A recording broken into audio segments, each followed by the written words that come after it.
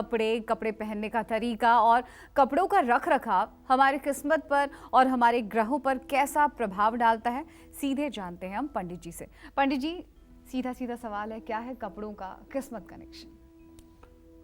देखो, ऐसा है रश्मि, बार बार मैं अपने कार्यक्रम में अपने दर्शकों से कहता हूँ कि जीवन में सफलता के पीछे ड्रेस और एड्रेस, इन दोनों का बहुत महत्व है।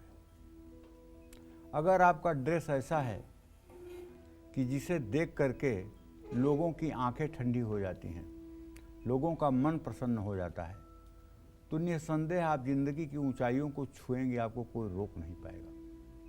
और यदि आपकी ड्रेस आंखों में चुभने वाली है, लोगों को इरिटेट करने वाली है, लोग चिढ़ रहे हैं, तो समझिएगा कि आपको कोई अवसर समाज में नहीं मिलने वाला है। और वस्त्र एक ऐसी चीज है, बिना अन्न के आदमी रह सकता है, बिना शस्त्र के, बिना अस्त्र के आदमी रह सकता है, लेकिन बिना वस्त्र के आदमी एक क्षण नहीं रह सकता है। वस्त्र बहुत बड़ी महत्व की चीज है। माता सीता का रावण ने अपहरण किया। सीता माता को लंका ले जाते समय जब किष्किंधा पर्वत के ऊपर से रावण गुजर रहा था, तो माता सीता ने देखा कि वहाँ ढेर सारे बंदर नीचे बैठे हुए हैं, तो वहाँ उन्होंने अपना एक दुपट्टा गिरा दिया। दुपट्टा बंदरों ने पाया, और जब वहाँ प्रभु श्री राम गए तो वो दुपट्टा माता जानकी का सुग्रीव ने दिखाया कि एक महिला विलाप करते हुए इधर गई थी और ये दुपट्टा मिला था। भगवान राम ने उस दुपट्टे को पहचान लिया और उन्होंने सीने से लगा करके और क्या कहा, हम पति तुम पत सीय के, अंगरक्षक दो भाई, असमय जान सीय पर दो जन दियो बिहाय। अरे हम तो पति हैं, पति तो स्त्री के बाह्य अंगों की रक्षा करता है, लेकिन तुम तो पत हो जो स्त्री के अंतरंग अंगों की रक्षा करते हो। क्या सीता इतनी हतभागिनी हो गई, इतना दुर्भाग्यशाली हो गई कि हम दोनों ने एक साथ उसका साथ छोड़ दिया? तो कहने का आशय ये है कि वस्त्र के बिना हम एक मिनट नहीं रह सकते। और मैं ये दावे के साथ कहता हूँ, जिस किसी भी व्यक्ति का ड्रेस और एड्रेस ये दोनों परफेक्ट हो गया, उसको जिंदगी में कोई ग्रह, कोई बाधा, कोई परेशानी, कोई संकट रोक नहीं पाएगा। एक न एक दिन वो हिमालय की सबसे ऊंचाई पर अपना झंडा लहराएगा, इसमें कोई दो राय नहीं।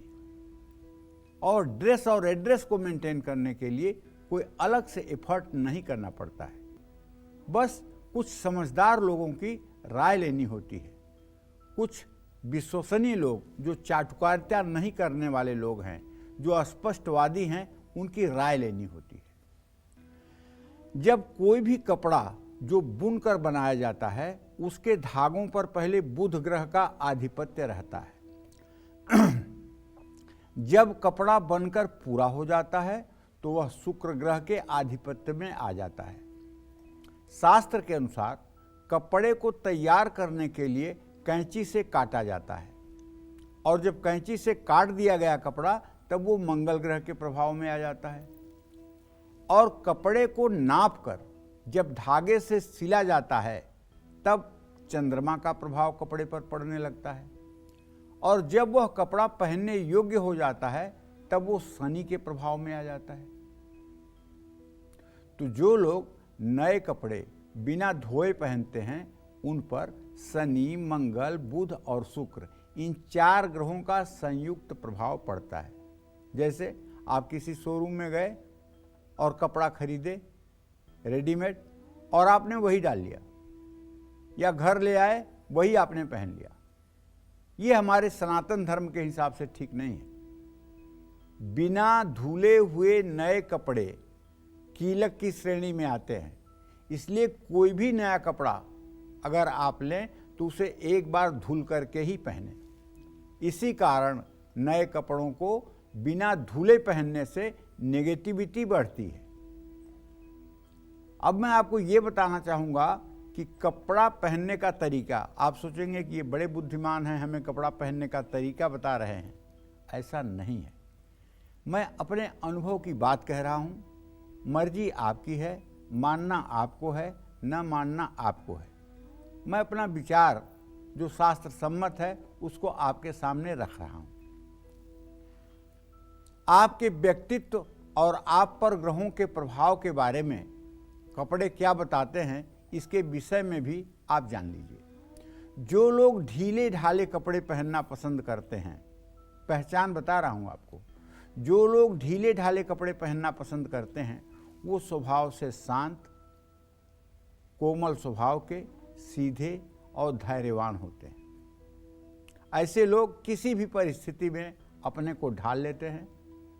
ढीले कपड़े पहनने वालों की कुंडली में लग्न या चंद्रमा पर गुरु का प्रभाव होता है। ये लोग धार्मिक भी होते हैं, दयालु भी होते हैं, परोपकारी भी होते हैं और इनके अंदर बहुत पेशेंस होती है। छोटी मोटी अपनी बुराई को तो ये ऐसे सुन करके टाल जाते हैं जैसे इन्होंने सुना ही नहीं है। तो ये अच्छे श्रेणी के लोग होते हैं। जय मां विंध्यवासिनी।